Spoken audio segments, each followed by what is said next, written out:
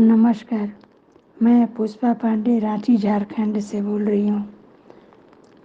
मैं अपनी 5 लघु कथाएं लेकर आप लोगों के समक्ष आई हूँ। तो आइए सुनते हैं पहली लघु कथा, जिसका शीर्षक है अंतरिक्ष में बैठक। अरे रत्नावली, अरे रत्नवती, तुम तो 2 घंटे पहले ही पहुँच गई। हाँ भैया भानु, मैं तत्कालीन स्थिति से काफ़ी परेशान हूँ। सचमुच रत्नवती काफ़ी परेशान थी।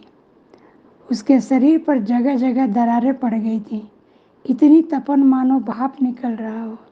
सभी ग्रह तो आ गए पर शशि नहीं आ सकता, वह अभी अपनी ड्यूटी पर है। गुरु की अध्यक्षता में विमर्श शुरू हुआ। वहाँ रत्नवती का पुत्र भी विराजमान था। उसकी शिकायत थी कि भानु मामा अपने तीव्र तेज से धरती और वहाँ के निवासी को जला रहे हैं। भानु ने अपने बचाव में कहा, इसमें मेरी क्या गलती है? मैं तो खगोलीय हिसाब से ही चल रहा हूँ। रत्नवती की समस्या का कारण जंगलों का लुप्त होना, नदियों की धारा क्षीण होना आदि अनेक कारण है। अब सनी ने अपने पिता का बचाव करते हुए कहा, मेरे तात ईमानदारी से अपना काम कर रहे हैं। यदि तुमको कुछ कहना है तो विधाता से कहो। वातावरण को गर्म होते देख गुरु ने शुक्र की तरफ देखते हुए कहा, हम सभी समाधान ढूंढने के लिए इकट्ठा हुए हैं, न कि आपस में झगड़ने के लिए। अब तक रत्नवती को थोड़ी राहत महसूस होने लगी। मुझे शीतलता का एहसास हो रहा है। ये अचानक बदलाव कैसे आया? भूमिपुत्र ने कहा। तभी विरंची वहाँ प्रकट हो गए। तुम लोग घबराए नहीं, हमने बाड़ी को कह दिया है, मानव को सद्बुद्धि प्रदान करें, अब सब ठीक हो जाएगा। विरंची की बात सुन सभी ग्रह खुश हो गए और वापस अपना अपना स्थान ग्रहण कर लिए। रत्नवती भी वापस आ गई। कथा यहीं समाप्त होती है। अब दूसरी कथा है मानवता का चीरहरण। 4 महीने के बच्चे को माँ चाहिए, बहन नहीं।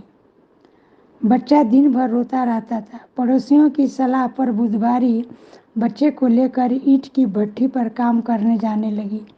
मदद के लिए बड़ी बेटी मुनिया, जो सौतेली बेटी थी, को जो 11-12 साल की थी, उसे भी साथ ले गई। घर में तो कोई था नहीं। माँ बेटी अपना कलेवा लेकर वहीं चली जाती थी। 2 दिन से भट्टी के मालिक का बेटा निगरानी के लिए आ रहा था। आज वह मुनिया को अपनी बड़ी गाड़ी में ठंडे पानी के बहाने बुलाया। कार की खिड़कियों पर काले पर्दे लगे थे। मुंह और हाथ को मजबूर कर दिया गया और मुनिया पर कटे पंछी की तरह फड़फड़ा कर रह गई। उसे तो यह भी नहीं मालूम था कि क्या हो रहा है। सिर्फ दर्द से करा उठी। बुधवारी अर्धनिर्मित भवन के अंतर्गत इन बच्चों के लिए रोटी का इंतजाम कर रही थी। पति दूसरी शादी किया और 2 बच्चों की जिम्मेवारी दे इस दुनिया से चला गया। थोड़ी देर बाद मुनिया गाड़ी के नीचे जमीन पर रो रही थी और गाड़ी मिनटों में आंख से ओझल हो गई। कुछ मजदूर घृणा की नज़रों से जाती हुई गाड़ी को देखते रहे। मुनिया का रोना सुनकर बुधवारी बाहर आई और मुनिया को देख धम से नीचे गिर पड़ी। कुछ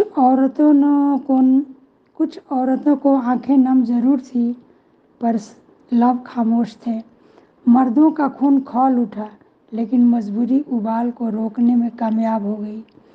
बुधवारी रोती रही। बात पुलिस तक पहुंचाना चाहती थी, लेकिन साथ देने को कोई तैयार नहीं। एक महिला सहकर्मी ने कहा, बहन, पुलिस भी इनकी ही सुनती है। वहाँ के बाद कहीं और भी काम के लाले पड़ जाएंगे। यहाँ के बाद कहीं और भी काम के लाले पड़ जाएंगे, तो क्या मैं भी खामोश रहूं? और सभी की इंसानियत मर चुकी है, तो क्या मैं भी खामोश रहूं? यहाँ सभी की इंसानियत मर चुकी है। कहानी यहीं समाप्त होती है। अब तीसरी कहानी, जिसका शीर्षक है कलश का घमंड। गंगाधर हर एक साल गांव के बाहर कच्ची सड़क पर प्याऊ लगाता था। साथ में थोड़ा गुड़ भी रखता था। खेतों में काम करने वाले या कोई भी राहगीर घड़े का ठंडा पानी पी अपनी प्यास बुझाता था। जैसे रवि की खेती अब अंतिम चरण में थी। करीब 10 घड़े गंगाधर प्याऊ पर रखता था। आवाज़ गुड़ और घड़े में ठन गई। घड़े को अपने बड़कपन और प्यासे को शीतल जल अमृत सा प्रदान करने का अभिमान हो गया। वह हमेशा गुड़ को निकृष्ट नज़र से देखता था। आज बोल ही दिया, तुम्हारी यहाँ ज़रूरत ही क्या थी? प्यासे लोग शीतल पानी की तलाश में यहाँ आते हैं, कोई तुम्हें नहीं खोजता। घड़े भाई, मुझे तुम्हारी संगति अच्छी लगती है। हाँ भाई, क्यों न लगे, बड़ों की संगति तो सभी चाहते हैं। ऐसी बात नहीं है भाई, मैं तो तुमसे शीतलता का गुण सीखने आता हूँ। शीतलता का गुण? और तुम? ऐसा कर जोर जोर से ठहाके लगाने लगता है और इसी मस्ती में एक दूसरे से टकरा कर नीचे जमीन पर गिर जाता है।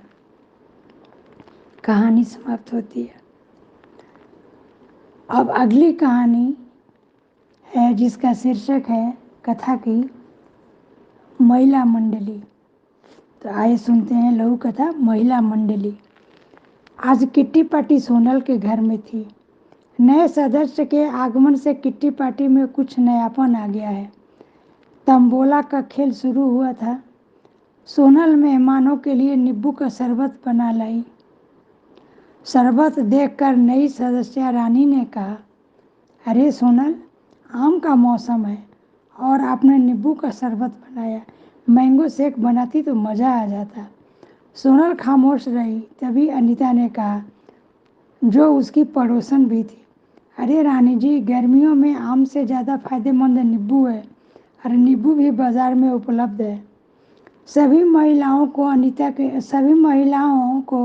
अनीता के समर्थन में हामी भरते हुए देख रानी कुछ देर के लिए झेप गई। तंबोला खत्म हुआ। किट्टी की औपचारिकताएं पूरी हुई। सभी आपस में बातें करने लगी और सोनल रसोई घर में कस्टर्ड के साथ पकौड़े का इंतजाम करने चली गई। रानी भी घर देखने की चाहत लिए किचन तक पहुंची। कैसे आप इस गर्मी में किचन का काम करती हैं? मैंने तो एक कुक लगा रखा है। सोनल ने कहा, कुक तो मैं भी रख सकती हूँ, लेकिन अपने हाथों से बना भोजन बच्चे और पति को खिलाने में जो सुख है वह कुक के हाथों बना खाने में कहाँ है। कथा यहीं समाप्त होती है। अब अगली कथा 5 लघु कथाएं संपन्न हुई और मैं इसी के साथ अपने लघु कथा का वाचन समाप्त करती हूँ। नमस्कार।